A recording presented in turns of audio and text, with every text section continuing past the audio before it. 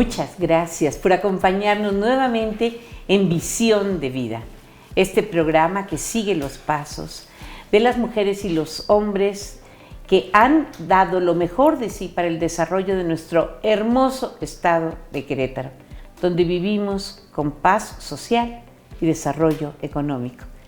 Hoy tengo el inmenso placer de encontrarme en la casa de una amiga muy querida desde hace muchísimos años. Si les hablo de medio siglo, es verdad. Y ella es Lolita Oseguera Frías de Garduño. Muchísimas gracias, Loli, por recibirnos en tu casa y por contarnos tu historia, que es la historia de Querétaro. Muchas gracias, Sara. Al contrario, es un privilegio para mí recibirte y poder platicar de lo hermoso y lo mucho que queremos Querétaro. Cuéntame un poquito, corazón. Vamos a empezar con tus antepasados. Sí. Perfecto. Este señor de la escultura aquí que está sobre un pedestal en la hacienda de Juriquilla. Es mi bisabuelo, Bernabé Loyola, casado con mi bisabuela, Carolina Fernández de Jáuregui de Loyola, mamá de mi mamá. A ver, entonces, tu bisabuelo. Mi bisabuelo, Bernabé Loyola, sí, fue yerno de don Timoteo Fernández de Jáuregui. Don Timoteo Fernández de Jáuregui tenía la hacienda de Chichimequillas, que abarcaba un enorme espacio de donde se extrajo una porción para fundar el pueblo de Santa Rosa Jáuregui, y tenía una casa de ciudad frente a la Plaza de Armas. Don Timoteo tenía su casa enfrente a la Plaza de Armas, lo que después se puso como el Congreso, fue el Congreso de la ciudad, y todavía al momento pueden encontrar en la parte superior sobre la balaustrada un círculo donde se encontraba el escudo de armas, que a partir de las leyes de reforma se impidió que se exhibieran los títulos, y al borrarlos puso sus iniciales, TFJ, Timoteo Fernández de Jáuregui. Este señor Timoteo Fernández de Jáuregui tuvo dos hijas.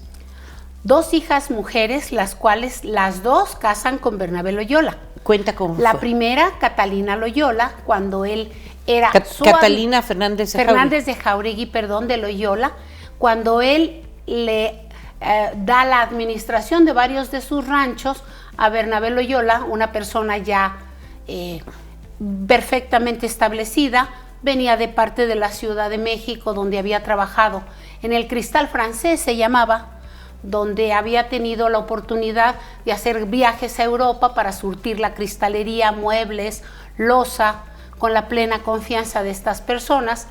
Él hace un denuncio de una mina de plata en Zacatecas, y mientras hace la denuncia y empieza a fructificar, se dedica a administrar haciendas, y de allí viene a Querétaro, donde con Timoteo Fernández de Jáuregui empieza a administrarle Juriquilla, La Solana, parte de Chichimequillas, lo que le llamaban fracción La Rica, también de este otro lado está ¿Como San Juanico, San Juanico, parte de Tlacote, o sea, tenía mucha propiedad, muchísimas tierras, Timoteo. Y entonces este señor casa con la primera hija. Bernabé casa con la primera hija, Carolina. No, primero con Catalina Fernández de Jáuregui, y posteriormente enviuda cuando nace Fernando Loyola Fernández de Jáuregui. El que fue músico. El que fue músico, que era cuate, muere su hija y casa con la segunda hermana, con Dolores Fernández de Jáuregui, que es mi tatarabuela. Y por eso tú te llamas Lolita. Claro, siguiendo es parte de la tradición. A ver, y entonces aquí tenemos a don Timoteo con parte de sus hijos hombres. Bernabé Loyola con parte de sus hijos hombres. Y, o sea, estos son algunos de los hijos de las chicas Fernández. De las dos hijas. Las dos esposas, que eran Fernández de Jáuregui y Septién. Y estas otras personas. Todos sus hijos. Está tomada el 11 de junio de 1900 porque era su cumpleaños. Y cada día de su cumpleaños se tomaba fotografías. Esta pequeñita de aquí es mi abuela. ¿Tu abuela se llamaba? Carolina Loyola Fernández de Jáuregui. Carolina Loyola Fernández de Jáuregui, que fue mamá de mi abuela. De tu abuela, que se llamó. De mi abuela, que es, esta era mi abuela, que era la mamá de mi mamá. Tu abuela es Carolina. Carolina, mamá de tu mamá. Mamá de mi mamá, María Elena Frías María Elena Loyola. Frías. Y de los Frías hablaremos también muy rápidamente. Tú vienes de una dinastía de intelectuales de primer orden, entre ellos José Dolores Frías y Soto, quien fue el más importante corresponsal de guerra que tuvo México durante la Primera Guerra Mundial. Ciertamente. Durante la Primera Guerra Mundial él estuvo en Europa cubriendo las batallas, los conflictos de guerra. Y anduvo, por ejemplo, en Miramar, sí, que todavía allí vivía Carlota. Todavía no había muerto Carlota. Una emperatriz destronada. Trágica. Y ya encerrada, confinada, y se dice con problemas mentales. Sí. Pero él mujer que estuvo en Querétaro. Sí, él escribía, sí. José Dolores. Las crónicas también por ahí de guerra. viene lo Dolores también.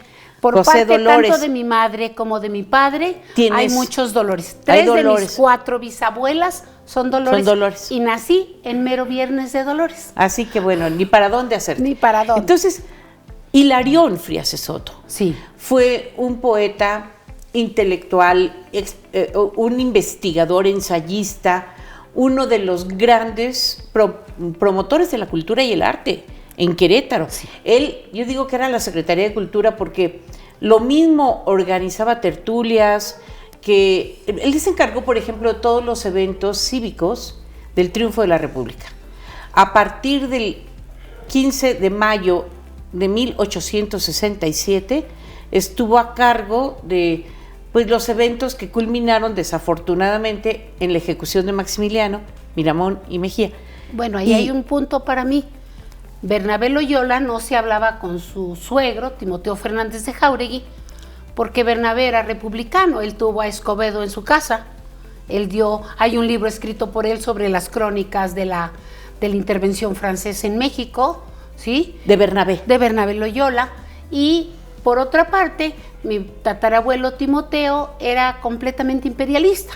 Él se va a México con la familia y madre e hija no pueden verse durante esos 3 años que dura el imperio. Oye, querida, ¿y tú crees que Maximiliano se haya hospedado en Juriquilla? No.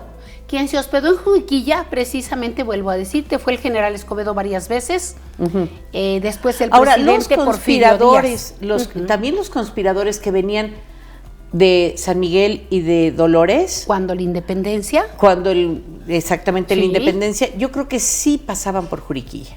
Más que por Juriquilla, quedaron en La Solana, que también era propiedad de la mamá, de la suegra de Timoteo Fernández de Jáuregui, porque la esposa era Septién, hija del alférez real, José Antonio Septién José Antonio Septién y no acuerdo ahorita el otro apellido, pero él era alférez real. Sí, cuando la conspiración de la independencia. Cuéntame de esta foto. Oye, Loli, bueno, es que tú tienes una joya, tienes un cofre de tesoros aquí en tu casa, que es la historia de Querétaro. Tengo muchas maravillas. Por ejemplo, es una tertulia y en la parte posterior trae la fecha. Esta tertulia fue después de una corrida de toros en Juriquilla con don Aurelio González e invitados, y es tomada en el año de 1920. Entonces, la plaza de toros donde se veló al Pollo Torres Landa fue una plaza de toros posterior a la primera plaza de toros de Juriquilla, que estaba junto a la hacienda. Porque era desmontable, estaba junto a la hacienda. Hacienda que hoy en día es el Hotel Misión Juriquilla. Y tenemos estos señores elegantísimos. Es la boda de Esperanza Loyola y Fernández de Jáuregui, la última dueña de Juriquilla, y estuvo casada con José Luis Rivas. Sí, claro. Sí. Es su boda en ese momento está tomada con sus damas y sus acompañantes. Sí, yo conocía a su hijo. A Pepe Luis, casado con Matilde Cobo. Con Matilde Cobo, sí, en la colonia Cimatario eran mis vecinos. Sí. A ver, entonces... Ellos son los que al heredar de mi tía Esperanza, venden Juriquilla a los Torres Landa. 1985. Oye, queridísima, cuéntame de tus tías que ponían una raya en medio del patio. Esta tía Esperanza se divorcia de José Luis Rivas. Acto de valentía, en su de época audacia. fue una audacia completa porque se divorcia en 1936 y regresa y se a la queda hacienda con su niño. Con Pepe Luis. Y regresa a la hacienda, cosa que no es común. A su casa paterna. A su casa paterna y ayuda a su madre a seguir administrando lo que quedaba de Juriquilla. Que eran tierras laborables. Porque desde ese momento Bernabé la protegió, dejándole a ella y a la tía María, que era la más chica que quedó soltera, las tierras y lo que era el casco de Juriquilla. Hoy el Hotel Hoy Misión. el Hotel Juriquilla, sí. Ahora cuéntame cómo ponía el la patio, raya. Porque la parte de la casa se le quedó la mitad para mi tía Esperanza de entrada, a mano izquierda mi tía Esperanza y a mano derecha mi tía María. Y pues mi tía María nunca le importó ni nunca tuvo intenciones de vivir, ni de residir, ni de hacer nada. Y mi tía Esperanza sí, era una señora muy mayor que hasta los 84 años de edad iba diario a las 5 de la mañana a Juriquilla a revisar los pocos animales que le quedaban, la troje, el ganado, etcétera. O sea, esta mujer nació en el 900. Puesto que en el 84 cumplió 84. Sí, 86 años murió. Debía haber nacido en 1898. Y entonces ella vendió la hacienda. Pero al marcar con una raya la mitad del patio... Era curioso. A la mitad estaban los helechos, cuidada. las plantitas, plantas, las jaulas pintura, con los canarios. Todo.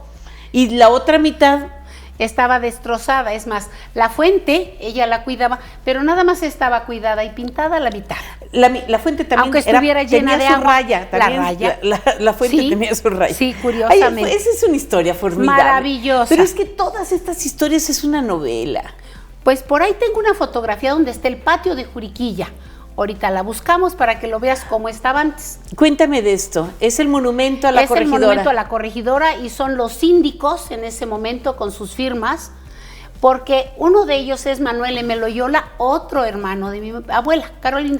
Ajá. Manuel M. Loyola Fernández de Jauregui. Y aquí están sus firmas, sus firmas originales están sobre el marco y alguien con lápiz marcó números. Sí, para poner cuáles eran las firmas. Para poner... Y esto es la inauguración del monumento a la corregidora el 14 de septiembre de 1910. 1910, septiembre de 1910. Sí. A escasos 3 meses de del inicio de la Revolución Mexicana. Convocada por Francisco y Madero. Esta es la que seguiría. Entonces, aquí tenemos al pueblo de Querétaro. Sí, aquí la población con parte de los, no sé, el presidente, el consejo, lo que haya sido, es la fotografía oficial que se tomó de la inauguración del monumento. Y este monumento después ya se rodeó crecieron los árboles. De árboles, pero todavía se ve aquí muy claramente la torre del campanario de San Antonio. De San Antonio. En un inicio, esta fue parte del jardín de San Antonio, del convento de San Antonio, propiedad de los franciscanos. Pero más atrás, siglo XVI, XVII, hubo un molino de trigo. Si tú alcanzas a entrar a lo que ahora sacaron los Herbert, que tenían allí la hielera durante... La fábrica de hielo de 1900. años y años y años, hasta como el 1970 y tantos, 80, la señora Oliva, había una parte todavía en el patio que se veía que era el centro de lo que había sido el tiro del molino. Del molino, sí. Allí, es que Querétaro, en el siglo XVI, 1550 más o menos, tenía una acequia. Que pasaba por la calle de Juárez. Exactamente, traía las aguas del río Querétaro Y todavía una parte importantísima de esta sequía se puede ver atravesando Santa Rosa de Viterbo. Es decir, en la parte inferior de Santa Rosa. Y allí los arqueólogos han recuperado la acequia madre de las aguas del río Querétaro. Sí, el maestro Urquiola Permisán anduvo allí. Sí, y el recientemente fallecido Daniel Valencia. Daniel Valencia, sí.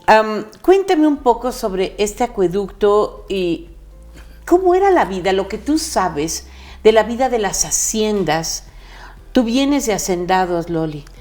Las haciendas eran unas vidas extremas. Los hacendados tenían muchas posibilidades, viajaban, hacían tertulias, corridas de toros, porque había una buena economía. Una cosa que tuvo Bernabé Loyola que le es reconocida, bueno, le fue reconocida, ya no existen. Diferentes gentes que conocí a lo largo del tiempo, que todavía varios de ellos trabajaron con mi tía Esperanza en Juriquilla, sus descendientes, que decía que era un hombre maravilloso, que había adelantado a su tiempo, era un señor que le llamaríamos ahorita, él daba reparto de utilidades sobre lo que se conseguía de las cosechas. O sea, beneficios de tipo social. Había escuela, en Juriquilla había escuela, se les daba casas a todos los empleados, sí había casa de... Lo que hoy es el pueblo de Juriquilla, la cuadrilla. Exactamente, pero dentro de lo que es Juriquilla, lo que ahora tienen los Torreslanda, lo que es el salón, donde hacen las exposiciones, era una troje muy grande, que era donde guardaban parte de la semilla y hacia el otro lado, donde pasas por un puentecito para ir dentro de la colonia, junto a la puerta de Juriquilla, del otro lado tenían otra parte de casas para que tuvieran un espacio suficiente donde vivir, para que pudieran asistir a la escuela de ambos lados, para que tuvieran una educación.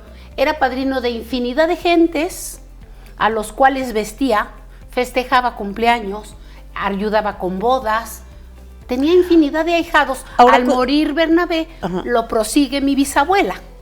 Y Fernando Loyola. Sí. Cuénteme un poco de Fernando Loyola, el músico. Mi tío Fernando. Hay una calle en la colonia San Ángel que lleva su nombre. Se llama Fernando Loyola. Fue un hombre sumamente culto. Se utilizaba en ese momento que todos tocaran piano, supieran francés. Todos los Loyola, la mayoría estuvieron en Francia para aprender bien el francés, incluida mi abuela. En fin, era otro mundo y otra época con otras posibilidades. Porfiriato. Bernabé Loyola es senador por la República 30 de los 33 años de Porfirio Díaz. Así que puedo decirte, el abanico que yo tengo allí, la señora Romero, la esposa de Porfirio Díaz, la señora Carmelita, se lo trae, tengo la tarjeta, obsequiándole, porque estuvieron varias veces en Juriquilla con don Bernabé Loyola. Porfirio Díaz y Carmelita. Sí. Entonces, querida Loli, este abanico que le entregó la esposa de Porfirio Díaz a don Bernabé, o a una de sus esposas, ¿a quién? A mi abuela Carolina. A tu abuela Carolina fue heredado por ti, el abanico. Fue heredado por mí. Y aquí tenemos esta foto de don Timoteo Fernández de Jáuregui. Claro, sí. Con sus hijos. Del primer y segundo matrimonio. Sí. Que, como lo dijiste, pero sería lindo repetirlo. Él se casó con la... Timoteo Bernabé Loyola se casó... con dos de sus hijas. Con la primera se casó, tuvo ¿cuántos hijos? No me acuerdo bien la cantidad, creo pero que fueron 8, 23 en total. Ajá.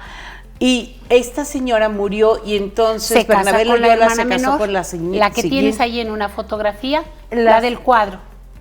No, esa. ¿Ella?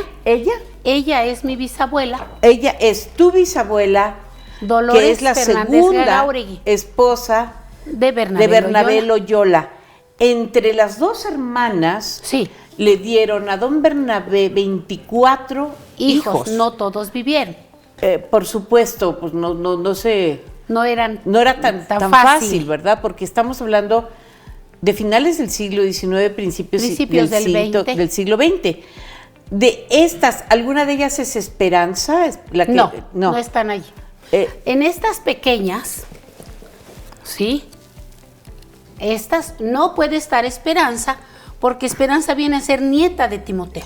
Nieta de Timoteo. Estos nada más son los hijos. Los hijos. Esperanza es nieta de Timoteo. Sí. Y es tu Tía abuela. tía abuela y fue la última poseedora, propietaria de la hacienda de Juriquilla. Ciertamente. A partir de esta venta de la hacienda de Juriquilla, 1985, a los señores Torres Landa, se fraccionó este espacio. Perdón.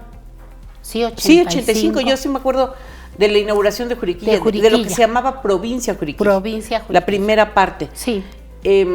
Y esta, que fue en el 86. Sí. Finales del 86. Porque les habían vendido una parte, la parte posterior, más no el casco. Ajá.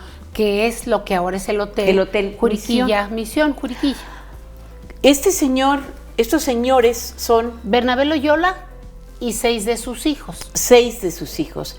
Y él también a sus hijos los impulsó a que estudiaran, a que... Ahí está entre ellos mi tío Fernando, el tío Pedro, que fue fantástico. Sus nietos vienen a ser los Campos Loyola, ¿sí? Porque se casa con una de sus hijas. La familia era muy grande y abarcaban muchas propiedades que van haciendo diferentes cosas. La Negreta era de ellos. O sea, ¿todos ellos vivieron en Querétaro? Todos vivieron en Querétaro. Sí, vivieron en Querétaro. Y te repito, todos eran muy cultos. Mi abuela, con una de sus hermanas, tocaba piano. ¿Hicieron algo diferente a administrar sus propiedades? Bueno, sí. Mi tío Fernando se dedicó a la música. A la música, sí. Sí. Mi tía Esperanza fue una de las fundadoras con la esposa de mi tío Jorge Loyola. Mi tía Esperanza Sotomayor de Loyola creó una escuela que se llamaba La Loyola, que fue muy famosa, de muy alta imposición, muy buena escuela. Fue una de las grandes fundadoras y ¿qué será? Ayudantes dentro de lo que era las labores de la Cruz Roja. Y luego la Junta de Navidad. La Junta de Navidad. Que se convirtió en el patronato de las fiestas. Posteriormente. Ella organizaba muchísimas actividades. Sí. Desde las fiestas de la Covadonga en el Templo de Santo Domingo, sí, hasta desfiles de Navidad, coronaciones. Y los 6 de enero. El Día de Reyes. El Día de Reyes. La cabalgata de Reyes que cruzaba por parte de la ciudad. Salía de su casa, que era en Juárez 6 Sur. Daba la vuelta, tomaban Arteaga o llegaban a lo que ahora es Zaragoza. Posteriormente entraban por Allende para entrar a darle la vuelta al jardín principal, que es el Jardín Cenea o Jardín Obregón, para salir nuevamente por Juárez y llegar a su casa. Y aquí está don Timoteo nuevamente, con los hijos menores. Con los hijos menores, este señor hacendado, porfirista, que fue republicano, pero durante el porfiriato fue senador de la República. Sí. Pero residía en la Ciudad de México. Residía en la Ciudad de México y aquí.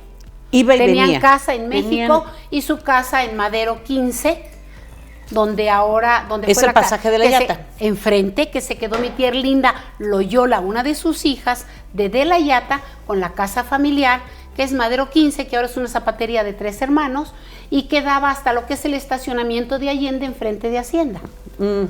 Toda esa sección. Que era el colegio de los a un lado del niños, colegio civil. Del colegio Anaya. Sí.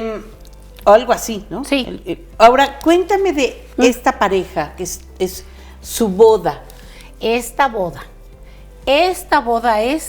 se la dan a don Timoteo, su hijo, José Longinos. Por eso ha habido ciertas discrepancias sobre la pirámide del pueblito. Ajá. Lo que era el Cerrito Pelón, que nosotros conocíamos como el Cerrito, le toca a él en herencia. Sí, porque ellos también son herederos del Marqués de la Villa del Villar del Águila. Por parte de los Loyola y Fernández de Jauregui. O sea, no es una descendencia lineal. Porque viene el Marqués, por puras mujeres. El Marqués no tuvo herencias, pero vienen de la hermana de la marquesa. De doña María Paula de Guerrero y Dávila. La hermana de doña María Paula de Guerrero y Dávila, madre de las monjas que ahora dicen que el marqués hizo el agua y el acueducto para darle a Sor Marcela el agua, lo cual no es cierto. Se hace porque el peculio, la cantidad fuerte era de la marquesa y de sus hermanas. Entonces ellas son las que dan propiedad y economía para hacer la introducción del agua potable, más lo que el municipio que en ese momento tenía listo, porque ya había hecho diferentes proyectos para traer agua limpia a la ciudad. Ahora, el marqués dio a este matrimonio título y dignidad. Sí. Así se llama la dignidad del el cargo. Y doña Paula dio el dinero. Doña Paula y del con dinero. Realmente era el dinero de doña Paula, y esto lo consigna Francisco Antonio Navarrete, el rector de los colegios jesuitas. Entonces, en su relación peregrina. En relación peregrina aparece un verso que dice: de tu ciudad, marqués enamorado. Pero quería decir marqués enamorado de tu ciudad. De tu ciudad. Estaba enamorado de la ciudad, no estaba enamorado de una persona, de una monja. Mira, a mí me queda claro que las leyendas se hacen para que el pueblo se emocione y viva experiencias, y es la parte literaria, la parte fantástica. Pero ahí mezcla la gente la historia de Don Juan, de Zorrilla, que efectivamente Don Juan persigue a doña Inés y la conquista. Porque es la manera en que al pueblo que no tiene la suficiente información o la suficiente cultura para asimilarlo, lo recuerde. Pues con estos antepasados, Loli, que es la historia de Querétaro, la historia de las familias y de sus valores, nos vamos a ir a una pequeña pausa. Por favor, usted no se vaya. Muchas gracias por continuar con nosotros en Visión de Vida. En este programa estamos entrevistando a Lolita Oseguera Frías de Garduño, mi amiga hace muchísimos años y una de las queretanas más auténticas que yo conozco, una persona que desciende de familias muy numerosas, muy importantes y que tuvieron una participación fundamental en la historia de Querétaro. Loli, muchas gracias, de verdad. Al contrario, gracias, Sara, gracias a ustedes por recibirnos. Tus antepasados vivieron en la hacienda de Juriquilla. Ciertamente. Aquí tenemos unas fotos tomadas por Manuel M. de la Llata. Sí. Manuel María de la Llata. Centenario. Ilustre, centenario y fabuloso queretano. Y aquí están las fotos de lo que fue la hacienda y que hoy pues es una... hermoso hotel. Un hotel y una colonia, porque se ve allá al fondo. Partes de lo que eran los sembradíos, ahora es la colonia, que es preciosa. Casi un bosque. Casi una ciudad. Era un bosque. Era un bosque y hoy en día es una ciudad, digamos, dentro de la ciudad. Y aquí está también el patio con la fuente. El patio central. Y esta otra foto de la fuente. ¿Y quiénes son los personajes? Dentro de estos personajes son varios de los empleados y la familia. En el patio interior se encuentra Arturo Loyola, que es este personaje que está aquí, y varios de los empleados, porque era una familia muy democrática, y lo mismo podían estudiar el piano si a alguno de los empleados o sus hijos les gustaba.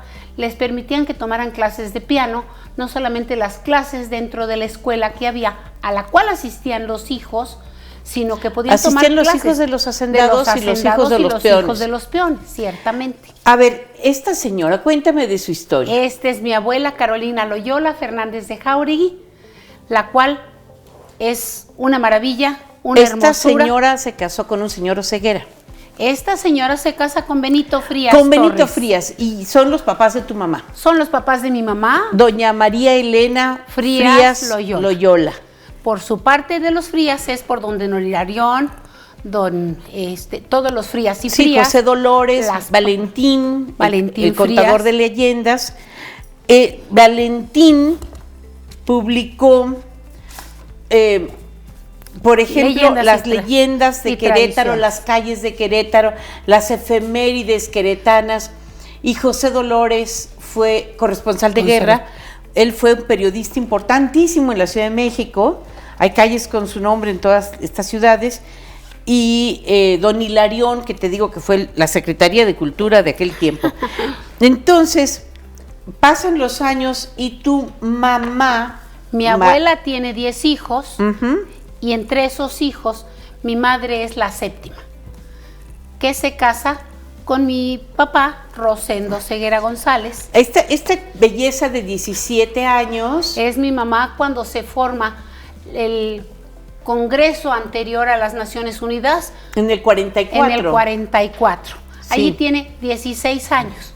Tu madre de 16 años... Es la reina del Congreso. La reina del Congreso. Que funda las oficinas, la Asociación Mundial de Naciones, no recuerdo el nombre correcto, que es el antecedente de cuando de la ONU. De la ONU, ciertamente. Entonces, esta muchachita... Es mi mamá. Tu madre se casó con un señor guapo y distinguido, muy elegante, tu padre. Un señor con mucha presencia, muy culto, un gran orador, escritor, publicó un libro, Rosas y Espinas, que tengo, del cual varios versos salieron en uno de los heraldos de Navidad, que me solicitó Contiveros, siendo presidenta.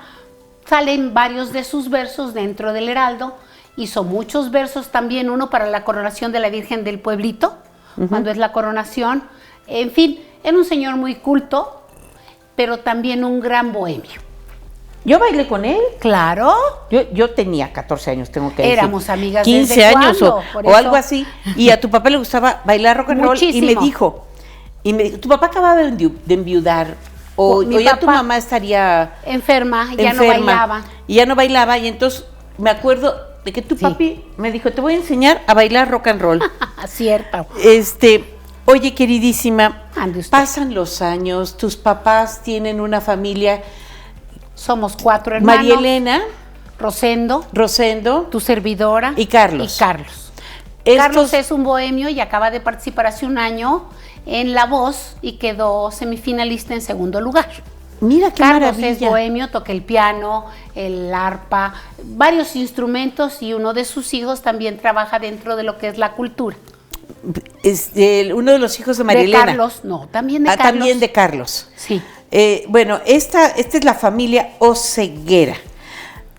Tu papá te acompañó, tú viviste con tu padre en la calle de Allende, en esta casa familiar, durante... Yo nací allí hace 70 años. Los años en que tú fuiste nombrada señorita Querétaro, que fue señorita Turismo. En ese año, aquella Miss Querétaro o Miss México, en realidad se dedicó a la promoción del turismo. Turística, sí. Y aquí estás con tu padre, que más orgulloso no puede estar. No, ¿por qué? ¿Por qué participé? Porque mi mamá siempre me pidió que buscara que una mujer mostrara que las queretanas teníamos cabeza y cultura.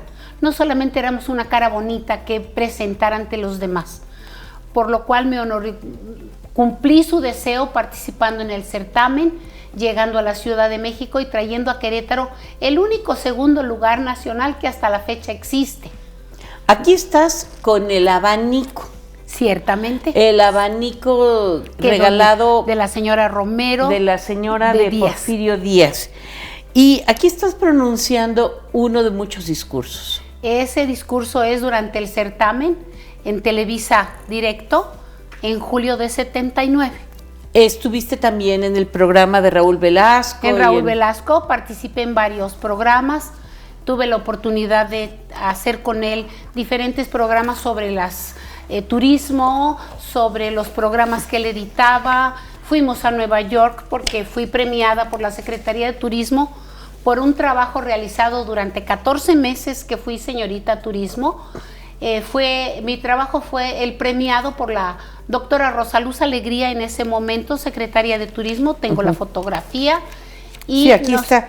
Tienes muchísimos documentos, muchísimos álbumes, recortes de periódico, invitaciones, que dan testimonio de un trabajo muy arduo. Me enorgullezco de haber presentado a nivel nacional no solamente el trabajo local, sino buscar mejoras, las cuales ahora son ya normales, como es el programa de los microbuses y autobuses turísticos, porque en un congreso mundial que asistí y tuve la oportunidad de participar y traer al grupo de Polonia en ese momento, ellos me platicaron que ya movían ciertos autobuses turísticos para cerrar el centro y poder promocionar todo lo que era la cultura y los edificios, toda la historia que tenían, y lo copié, está dentro de mi programa que presento aquí, y hasta la fecha en Querétaro he sido la única participante en alguno de esos eventos que ha presentado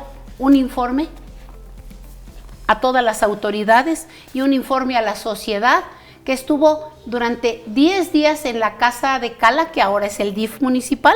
El DIF estatal. Estatal, perdón, en donde se presentaban fotografías, diplomas, eventos, lo que se había trabajado para promover la cultura de la ciudad y la historia, la arqueología, lo que hubiera, porque entonces existían solamente las zonas arqueológicas de Ranas y Toluquilla, y buscando que la ciudad fuese promovida, porque era solamente ciudad de paso. Desde entonces me he dedicado a dar visitas guiadas a quien me lo pide, y sobre todo lo he dado en las escuelas sin costo, lo cual me obligó con los años a tener que ejercer y solicitar al INAH un diploma, lo cual hice, y soy guía federal de turistas desde hace 10 años. Además te has con reunido, un reconocimiento del INAH. Sí, te has reunido con otras representantes de sus estados en una serie de cursos y de búsqueda de información, de estudios de historia. Durante el año que estuvimos, todas las participantes, tuvimos muchos cursos, lo cual afortunadamente tuve el privilegio y el apoyo económico de mi papá para poderme trasladar a todos y cada uno de los lugares y tomarlo, lo cual es maravilloso. Y posteriormente lo he tomado a través de diferentes instituciones por gusto, y tenemos ahora el grupo de las que participamos, que somos un grupo de toda la República. Nos reunimos cada año y nos vamos a un estado, y la del estado nos organiza nuestro viaje turístico, qué conocer, qué hacer, visita a las autoridades, todo, aunque ya seamos unas personas mayores, porque la más chiquita acaba de cumplir 60 y yo soy la mayor y cumplí 70, y sin embargo... Espérame, déjame hacerte una pausa y permíteme. Sí. Tú dices que tienes 70, yo te conozco hace 50, sé que los tienes, pero nadie te lo creería. Eres bellísima. Muchas gracias. Te conservas Sara. sana, te conservas ligera, te conservas ágil de mente, y también emocionalmente eres una persona que ha tenido una madurez, que conserva sensibilidad social, que conserva la capacidad de asombro. Me hablabas de tu viaje a Turquía y de cómo te fascina esa cultura. Eres una mujer culta que sabe qué hacer con la información, con los conocimientos que adquiere, y que vuelca en los demás esos conocimientos. Y eso no es fácil, Lolita. Además, eres una mujer empresaria. Afortunadamente, nuestra familia, mi esposo, mis hijos y yo va a cumplir 31 años el próximo día 7 de mayo, un restaurante que es completamente familiar. Bueno, y de ese hablaremos un día con tu marido. Claro que sí, será un placer. Pero ahorita yo te hice este paréntesis, porque te digo, tú dices, y yo sé que es cierto, que tienes 70 años. Soy una mujer muy bendecida. Yo te veo en el súper y digo, mira esa muchacha, qué bonita. Y cuéntame de ese glifo. Un glifo maya. Uh-huh. Es el glifo, se encuentra el original en el Museo Nacional de Antropología. Es uno de los dinteles de Yaxchilán, una ciudad poco promovida dentro de la cultura maya, que es hermosísima, y fue el trofeo que me dieron como segundo lugar nacional de señorita turismo. Ahora, sí. 1984, abril de 1984 me caso. Te casaste con este muchacho, que es el hombre más afortunado del planeta, ¿no? Ambos somos afortunados. Adolfo Garduño Mancebo del Castillo. Sí. Familiar mío en 6º grado, también descendiente por parte de su abuelo materno del Marqués. Y están aquí con sus 2 hijos, Mis con 2 Ricardo hermosos hijos, Ricardo y Adolfo. Adolfo.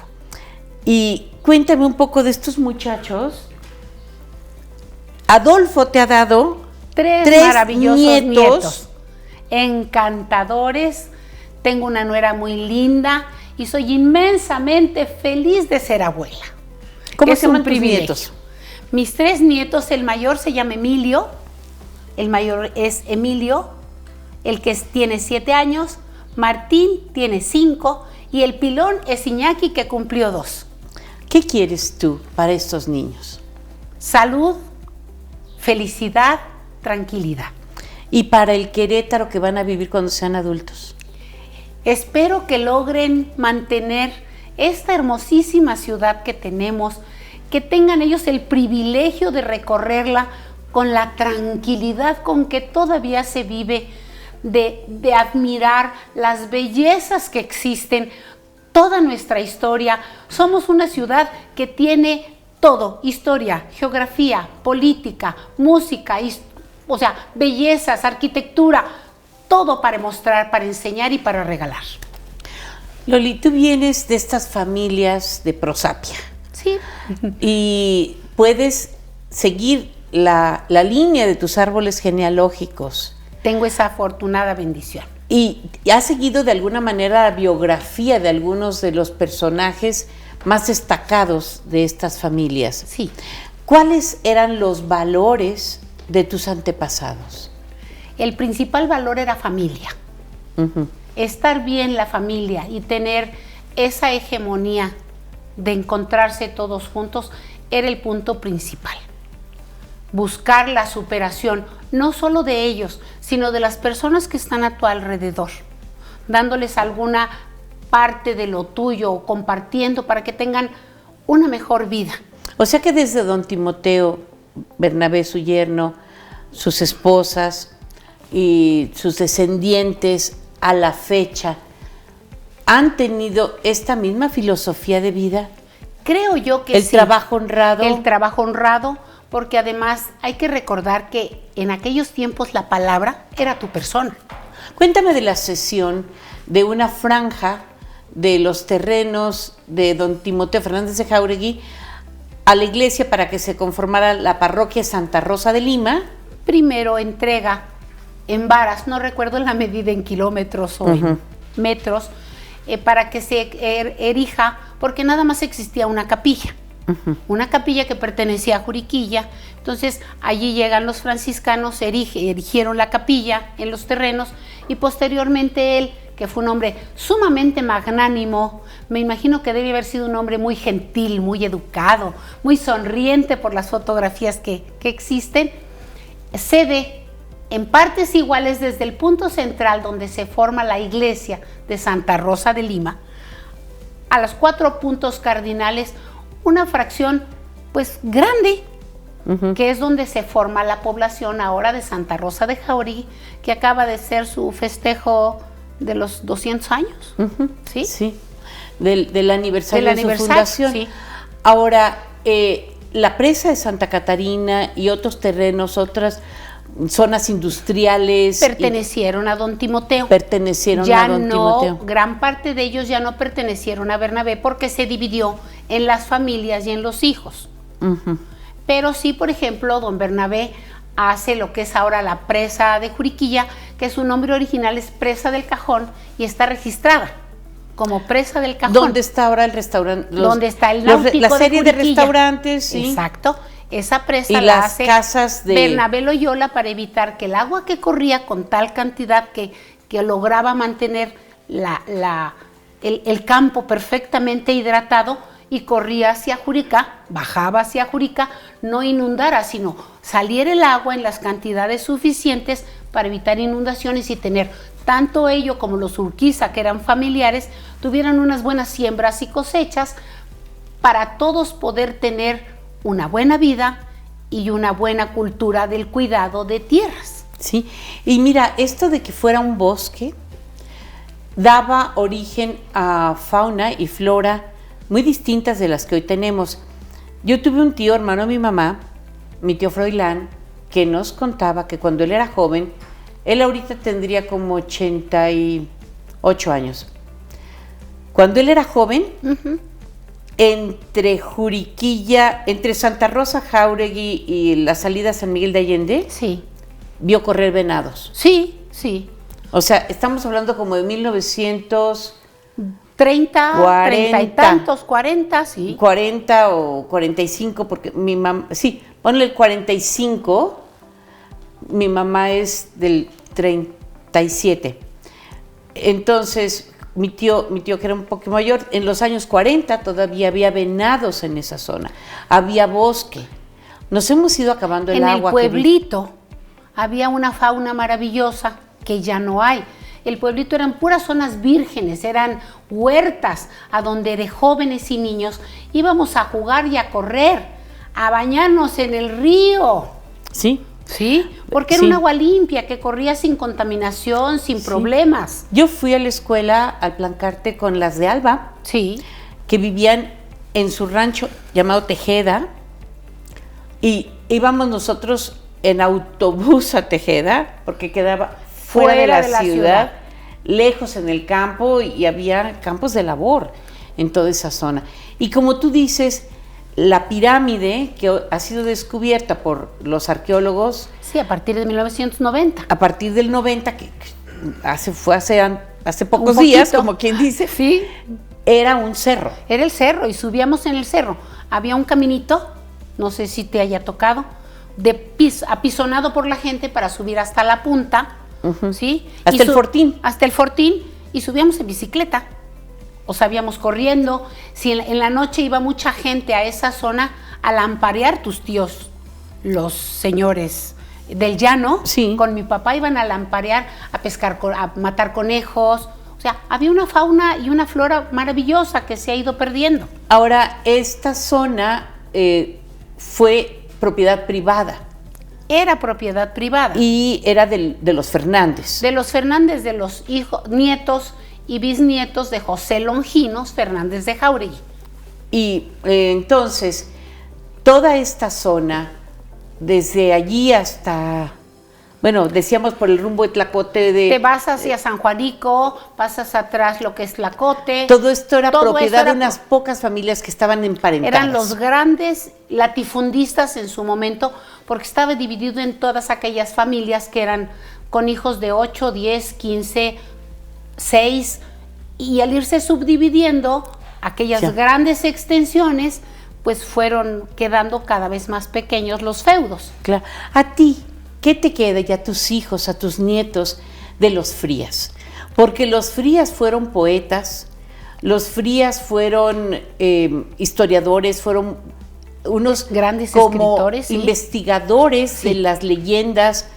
Por don Valentín, por ejemplo, sabemos, un caso muy curioso, ahora que mencionas a los Herbert, hoy en la mañana estuve con Jorge Herbert Acero hablando de la historia de la fábrica de hielo. Estos señores de la fábrica de hielo utilizaron la electricidad para convertir el agua en hielo. Sí. Pero don Valentín, tu antepasado, cuenta que en el camino a Amealco o a Huimilpan, está Neverías. Sí. Y en Neverías se hacía hielo en pencas de maguey todos los días, y entonces se bajaba el hielo a lomo de mula a la ciudad. Y el emperador Maximiliano llegó a tomar nieve hecha a mano en barriles gracias al hielo de Neverías. Eso es lo que se cuenta. Al hielo de Huimilpan. Esto lo consigna Valentín Frías como en 1910. Porque su doctor, el doctor de Maximiliano, lo narra en uno de sus libros que tengo, en un libro que transcribió del francés al español la maestra Marta Navarro. Entonces, ¿qué sientes tú? ¿Qué compromiso tienes tú, tus hijos, tus nietos, de ser descendientes de esa rama de intelectuales queretanos? Mucho orgullo y mucho compromiso. Por eso te repito, mi gusto se ríen, se lo platico con mucho orgullo. Me encanta ser guía de turistas, me encanta llevar a los muchachos, jóvenes y niños a que conozcan la ciudad, la historia, los puntos donde ha sido, porque Querétaro ha sido un punto de encuentro de toda clase de situaciones, tanto buenas como malas. Oye, Loli hermosa, ¿a ti te parecería bien que nuestros televidentes, sobre todo profesores de escuelas, padres de familia, grupos y asociaciones, pudieran contactarte a ti a través de tu página de Facebook para que tú les des un recorrido turístico? Será un placer, un gusto y un orgullo poder compartir el cariño, el amor y los conocimientos que yo tenga sobre Querétaro con todo aquel que quiera conocerlo. ¿Estás en Facebook con el nombre? Dolores Oseguera. Dolores Oseguera con C. Con C. Dolores Oseguera Frías. Frías. Así es, con tus dos apellidos estás en Facebook. Tengo entendido que sí, porque poco lo reviso, mañana y noche. Bien. Y ya no hablamos de tus tías Oseguera, las de 5 de mayo. ¿Ellas que son hermanas de tu padre? De mi papá. La familia Oseguera, me decías que venían de Toledo, España. La familia, los principales ancestros de los cuales tenemos conocimiento que llegan a México vienen de España. El Oseguera es un apellido muy poco común, no solo en México, sino en el mundo. No hay muchos apellidos aún en Europa, no existen casi nadie que lo lleve todavía.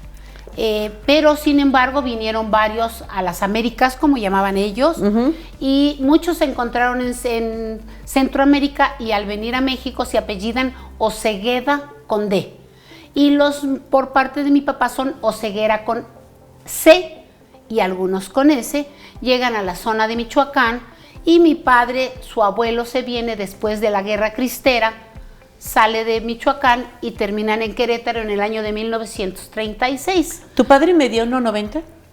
1,88. ¿Y tú? Medí 1,72. Esta altura, esta complexión, estos rasgos son europeos, Lolita. Entonces tu papá viene de españoles y también de... Suponemos que sean musulmanes, sean moros, porque salen de Toledo hacia México. Ay, qué interesante historia. ¿Ustedes estarán de acuerdo en que platicar con Lolita Oseguera es platicar con un libro de historia? Muchas gracias. Al contrario, muchas gracias, es un placer. Y gracias también a todos nuestros compañeros de audio, de video, de edición, de producción y de transmisión para que este programa llegue a sus pantallas. Y nos vemos en la próxima Visión de Vida.